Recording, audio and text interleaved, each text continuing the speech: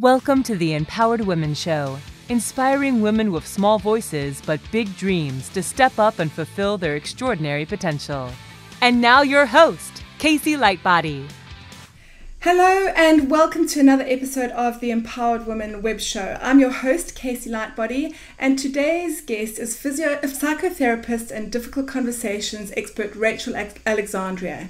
She teaches corporate climbers and business owners how to get clear of their caretaking and conflict avoidance and start leading the brilliant lives that they are meant to live. Trusted by clients and fans as a therapist who walks her talk, Rachel helps visionaries and peace seekers find their emotional center in the midst of inner turmoil. Through her trademarked self-rescue system, women learn how to recognize the warning signs of inner panic, create easy-to-remember strategies, and declare themselves as powerful collaborators and leaders. Rachel is also best-selling author of the book Woman Overboard, 6 Ways Women Avoid Conflict, and One Simple Method to Speak Up with Confidence, which is a fabulous resource for those of us wanting strategies to speak powerfully and to step up into positions of personal and professional leadership. I've read the book and highly recommend it, and I'm so excited to have Rachel on the show. So welcome to the show, Rachel. Thank you very much. I'm so glad to be here. Thanks. So I'd like to dive in straight away and really just understand what a little bit about your story and how you started off in business and why you decided to become a business owner in the first place. Yeah. So my path was began when I was a secretary, and my husband, as people say, at the time, he commented to me at one point and just said, what are you doing with your life? Like, you don't care about your job. You're sort of rolling out of bed, getting there late, wearing your sweats, and you don't even make a lot of money. Like, why, do you care about what you're doing in the world? And up until then, it hadn't really been my focus. My focus had been my relationships. So it kind of started me on this journey of like, what do I really feel passionate about? And when I got really honest with myself, I had always felt a draw to helping people, to, doing interpersonal advice and guidance, that kind of stuff. So I decided to pursue a degree in psychotherapy, and was pretty clear from the get-go that I wanted to run my own practice, which wasn't really about wanting to be an entrepreneur. It was just like, I want to do it my way. Love it. Mostly because I also knew I wanted to work with what we in the industry refer to as the worried well, people who are functional, holding down jobs, having relationships, and just want to optimize their lives, not people who are really, seriously chronically impaired or have like really significant mental health issues. It's just not my not my forte. Right. So that was, agency work tends to be more the latter, and I really wanted to work with successful women who wanted to become more successful and happier. Fantastic. Yeah. That's great. And I know it's been a journey for you, and I love that you kind of went into it with the kind of number one objective of helping people, and then it's kind of built into a business from there. So I really love that journey, Rachel. And so I know you've kind of overcome many challenges in specifically your journey. Can you share with us one of your biggest one and what your lessons learned were from those challenges? Well, I think one of the most applicable to your audience was really the leap to, can I become an entrepreneur? Like, can I be not just someone in private practice, but actually someone who's constructed a business? Because I would say there's a difference between a business owner and an entrepreneur, right? Yeah. Which I would, I guess, define as somebody who's simply seeking to get paid by the hour and serve their clientele, and there's absolutely nothing wrong with that. No. Or somebody who really kind of has that become a brand, generate something that exists beyond me. And that was a challenge because I just had never really dreamed of that. I had never really saw myself that way. So it was really an identity shift, because the truth is, I love it, and I'm so geared to be an entrepreneur. Most therapists really aren't. Yeah, that's right. Yeah. It's just like dentists, or doctors. Like, there's lots of people who just do the job, again, fantastic, and we need those people. Yeah. And then there's the few who, I mean, I'm not to compare myself to Dr. Phil or Dr. Oz or whatever, but there's people who become a brand. Yes. Who try to create product or write books or,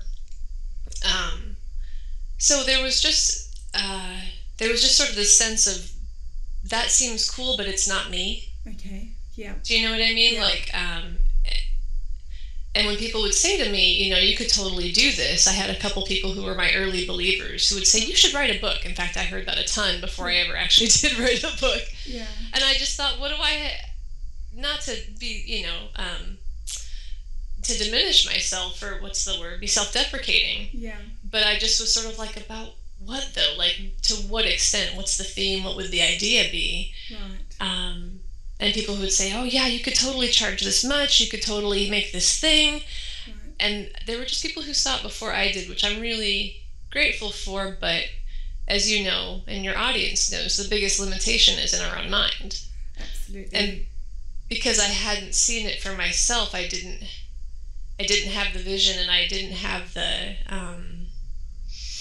picture of myself as somebody who would be like on podcasts or, you know, interview shows with a headset and everything. Like, it just wasn't in my picture. So conquering that and seeing who I could become, I think, was my biggest limitation. That's fantastic. So when was that? So what was that light bulb moment? What was that kind of aha moment that you kind of said, okay, was it like a gradual shift in your mindset, or was it like there was that actual moment in time that you were like, oh my goodness, I am and I can create something that's so much bigger than myself? Like, was there a defining moment in time? It's probably some of both. I mean, I think it's a longer journey, and there probably were moments that were, you know, like, oh, wow, you know. And I would say that any kind of changes that I've gone through and I see for other people too, everybody kind of has their couple of thematic issues that they work throughout their lifetime.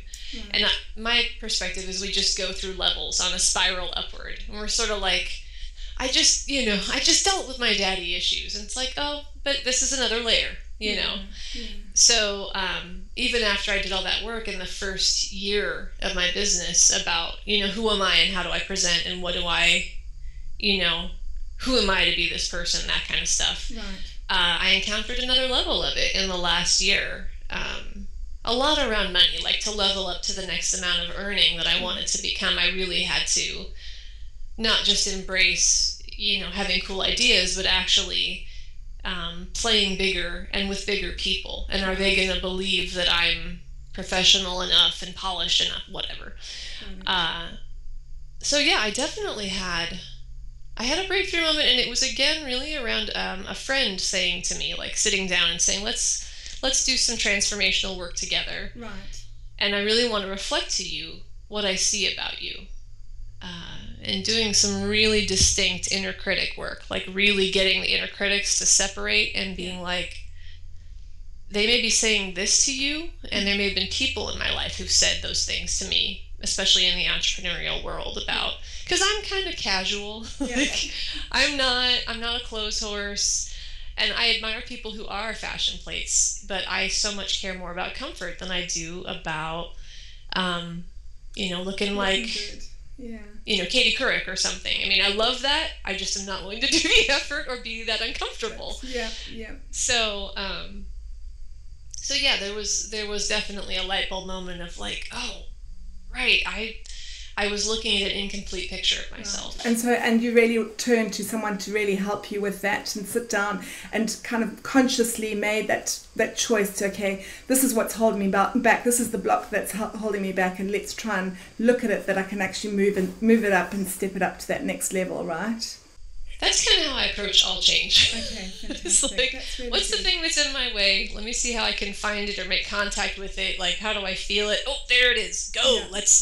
Let's chew on that. Let's work it out. I'd love to delve a little bit more into that, Rachel, if you don't mind, because it's kind of like, I think that's definitely something that that my listeners will really resonate with. Is like, how do you kind of start to feel that kind of uncomfort, that level of uncomfort, and figure out what it is specifically that's really getting in your way and kind of making yourself, first of all, it's that whole conscious unconsciousness and unconscious consciousness and all that kind of thing. It's like, how do you get aware of it, first of all, I suppose, is the question.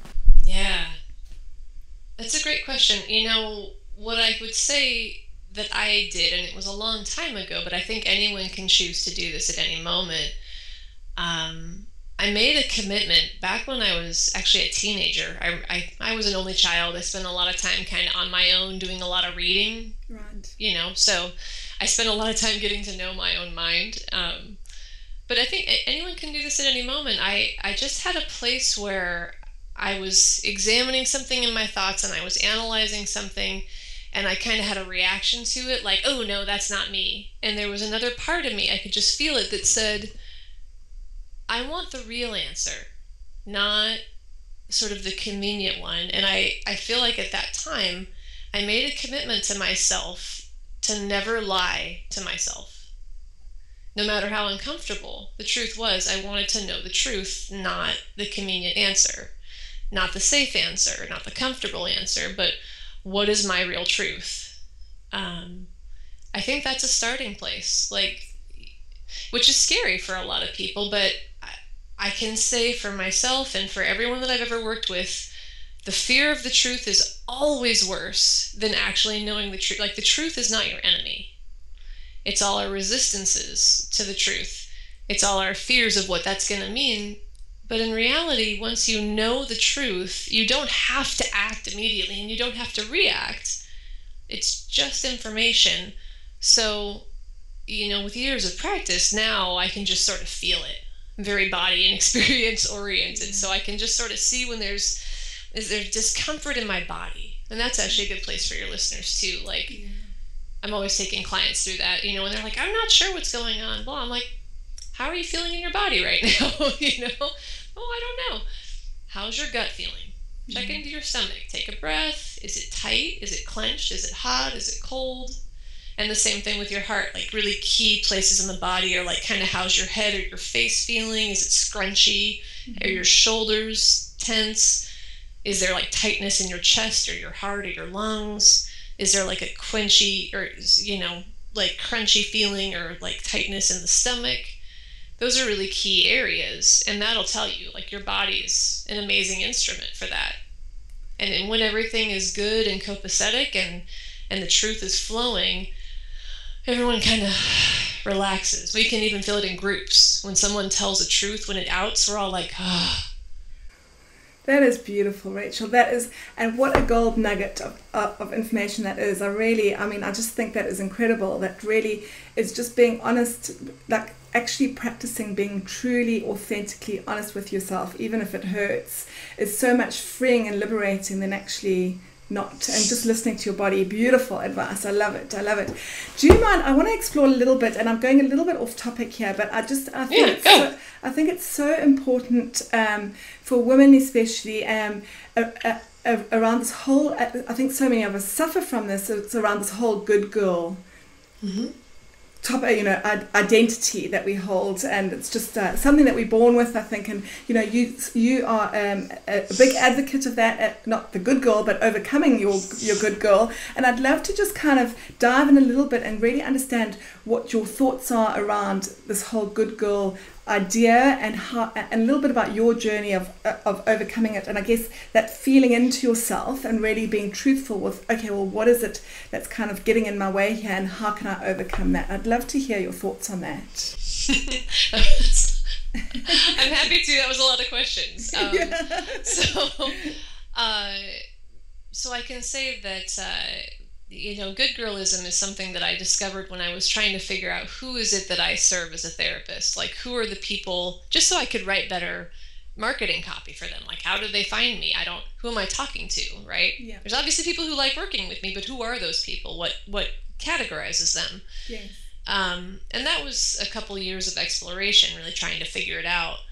And then I had a few relationships in my personal life that really just kind of fell apart, imploded, had problems. And I was, whenever something happens in my life, I say, okay, I know that wasn't all me, but how did I contribute to that? What can I take away from that? How do I learn and improve and grow based on this experience? Yeah. And I saw ways in which I wasn't having difficult conversations that needed to be had. Neither were the other people, but that's their stuff. But I wasn't having them because I was scared to. Because I knew that they weren't going to go well. They weren't going to be easy. I was worried about them breaking the relationship. Like, if we talk about this, it's so big and scary, and it's maybe not resolvable, and that's going to be the end of things. But sometimes it was on small topics, they got cumulative, and then I really looked around and saw how many people in my life were doing the same thing. Like, how many women, because I've been called a good girl in my life. You're such a good girl, and part of me liked it, and part of me was like, no, I'm not. But I really am. I didn't smoke under the freeway. I didn't, I was like a really good kid. But good girls, actually, it's not even necessarily about that behavior, because when I really started studying it, and just kind of through my, I tried to read up on it, but there wasn't a lot about that back then. Yeah. I've come to define good girlism as basically two traits. One is feeling responsible for the emotions of others. I just sort of call emotional caretaking, or, over caretaking. And the other is avoidance of conflict. And I've really come to see how much women do that. Like, I thought it was just this subset of women, like me, good girls. But the more I started talking to people about it, because once I get on a topic, I'm just, blah, blah, blah, blah, 24/7, because I get so excited, and I'm just trying to understand it and, express it. And I really saw that it's most women. Once in a while, I'll run into somebody who says, yeah, that used to be me, and then I did a lot of work, and I don't. Sometimes I'll run into women who say, oh, that's, I know women like that, but I don't do that. And I'll say, really? Tell me about, are there no conversations that you're avoiding in your life? How do you feel when your spouse does X, or when your business partner does X? Or is there any time when you are afraid to say blah, and they're like, oh. Actually, yes, there is. Yeah, because no one ever teaches us how. That's what I've come to. And I spend a little time in the first part of the book talking about how that's really not our fault. And I think that's important for women to know. Like, it's not, because we take on so much. We're supposed to be so perfect, and things become our defect, and it isn't. Yeah. Like, it's not like we're born not, having this problem. It's actually that our culture shapes us to not, make waves, to not stand up, to not argue, never be angry, because an angry woman is like worst thing in the world, which is ridiculous, know. Yeah. So no one ever teaches us how to have difficult conversations in a graceful, constructive, powerful way. Fantastic. And that's what I ended up writing a book about. That's right. I was going to say, and that's what the book is all about. So I would love for you to share that with our audience at the end of the show, because I've read it. It's fantastic. So it's really good. So I know that's what you've been focusing on with your business, and that's one of the things that you've been focusing on with your business. So kind of what else is in the plans? What's really exciting for your business at the moment? What does 2015 hold for you, Rachel? Wow. I don't know, because I'm excited to really take my revenue income to the next level, like develop some, do more speaking gigs, more trainings. I really want to get the system that I talk about in the book into a licensing program, like something where other people can train in how to do that, and then add that to their practice as coaches or therapists or transformational healers. And I want to be leading retreats in really beautiful, exotic locations. Love it. I really love the in-person work. I'm going to be developing some online kinds of things, just so that more people can get the help. But my passion is really around facilitating transformation one-to-one and in small groups. Like, that's like my. So yummy. You love it. Yeah, that's fantastic. So it's just amazing to be able to do what you love. It doesn't feel like work, does it? Right, exactly. No, it really doesn't. Although I've learned that I can actually get overloaded. Finally in my life, I I was writing a book, I was getting all these clients at the same time, and I'm like, wow, I actually am sort of tired of work for the first time in 8 years. Took a while. Are you strict with yourself? Do you book off some downtime? Because it is really easy as a woman entrepreneur doing what you love to get really wrapped up in it. And I know I'm a big, I do that. It's really hard to kind of tear myself away when I'm so wrapped up in something that I'm really enjoying doing, that I've got to be really strict in, especially because I work from my home office. It's like, shut the door, it's actually now children time, or it's husband time, or it's family time, or it's me time, and it's really, really difficult sometimes. Do you have any strategies around that, Rachel? Well, the nice thing is my body and I have such a strong relationship that it's very clear with me when I'm overworking. I will routinely just get sick, and I can kind of tell when that's starting to happen. Like if it's just starting to creep in, so it's sort of Pavlovian. Do you know what I mean? It's sort of trained me to respond appropriately. So after the book launch, for example, I knew I was exerting so much energy, and I was really working 24/7. Like I was so busy, I only ate twice a day. And not even because I didn't want to eat. I just was like, I have to do all these things, and there's someone put food in front of me. You know. Yeah. That I deliberately, planned some time where I wasn't going to have much booked. And thankfully it was the holidays, so that was also easier because I just have fewer clients in the holidays. But now I just can kind of feel, I follow sort of my own inner resistance to overbooking. I just can feel it when I'm like, oh, that's too many clients in that day. I don't want to. Right. I can tell now that I'm getting busier that I actually need to put some just deliberate structures in place. Like for example, I have an online scheduler now that I can just send people to a link, and they can choose the schedule rather than me having to do that back and forth. I hate that. So it's a time saver, but I also have to be mindful to pre-block out times. So for example, this is one thing I actually did well that I'm proud of myself for, because I am very sort of extemporaneous and just do things in the moment. I can tell we're losing light here. Yeah. There we go. So in my scheduler, I deliberately blocked out an hour and a half for lunch, and my scheduler allows me to pick different sets of times to offer to people depending on who it is that's doing the offer. So I have a link that's for friend time. They can book a lunch with me, but when I send a link to a potential client, that's not one of the options. They are not. I don't allow any kind of work bookings during my lunch hours. That's great. And what software is it? What do you use? It's called Satori app. Okay. It's called Satori app. Yeah. Brilliant.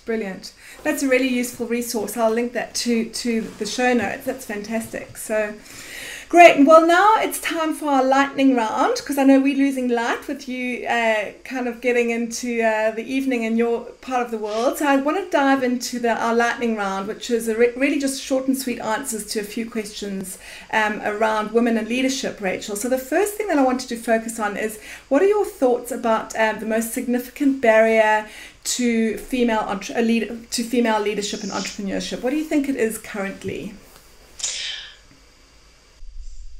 Well, I mean, I think currently it's a couple things. It's that we still don't have adequate representation in corporations at high levels of leadership, politically, business-wise, organizationally. So part of it's just like misrepresentation. The movie and the organization says if you can't see it, you can't be it, or you can't be it, you can't see it. Yeah. I think that's changing, but people of my generation and on up, that's still something that we're combating. I think the millennials might have a slightly easier time with that because they're seeing each other come up, so that helps. And I think this issue around conflict, like when women know how to have difficult conversations and stand up for their ideas and not just back down because someone says, I don't agree with that, and is pushier. Absolutely. I can tell the difference now that I've learned to do that I advocate stronger, and that I'm getting better opportunities because I'm not pushy and I'm not the B word. Yeah. I'm just like, well, no, I don't think you're hearing me, so please please keep listening. Let me give you to another way. And the more women who know how to do that, I think the more successful we'll be. 100% agree with you. Hallelujah. And what woman inspires you the most and why? Oh man, the most. That's a hard one. I know. I'm just going to list a few people because, I mean, Brene Brown, of course, is a huge inspiration. Love her. Yeah. I actually got to meet her briefly when she was in Seattle. I waited in line and got my book signed and gave her a T-shirt that says "Good Girl Rehab," and she thought it was funny. I love it. I love it. Oh, Brene, I love her too. I know, and I love Marie Forleo, Danielle Laporte. I've seen her speak a number of times. I just love how she just gets up and does it her way. I love that. It feels like how I am. I think Michelle Obama is amazing. Oprah is just I think an amazing example for all women. I love Liz Gilbert. I love people who seem like they're really just being themselves and standing up and leading because that's how they are. Oh, absolutely. Oh, I love that. We are so on the same page. It's awesome. And lastly, to wrap up, what is your favorite business quote, Rachel, and why? Oh my gosh. I know, there's so many. That's a stumper. I'll say that years ago, my mom's friend, when I was in high school, she gave me one of those, in Hallmark used to have those little framed things that were just these little, it was before sort of memes, before we had the internet and Facebook and stuff. It was sort of like memes, but they were on little framed bits. There's two. This one said, "You will because you can." And I was like, that's always felt inspirational to me. Yeah. And another one is, "The future belongs to those who believe in the beauty of their dreams." Love it. Love both of those. That's perfect to end with. That is just gorgeous, Rachel. Thank you so much. Thank you. Thank you so much, Casey. So I would love for you to share where my audience, my lovely listeners, can find you online. Can you let them know? Sure.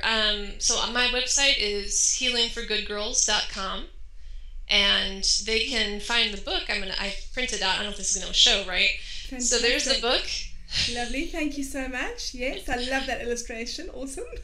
So they can go to www.woman-overboard.com to find out more about the book. I'm also on Facebook as Rachel Alexandria. So I'm relatively easy to find there, but probably easiest to follow my Facebook business page, which is facebook.com/healingforgoodgirls. Lovely, Rachel. Thank you so much. That's awesome. I'll put all the links to all of those places in our show notes so our audience can find you. So thanks again for your time. It's been absolutely wonderful, inspiring, and really interesting talking to you. So thanks. Thank you, Casey. Thanks, everybody. Take care.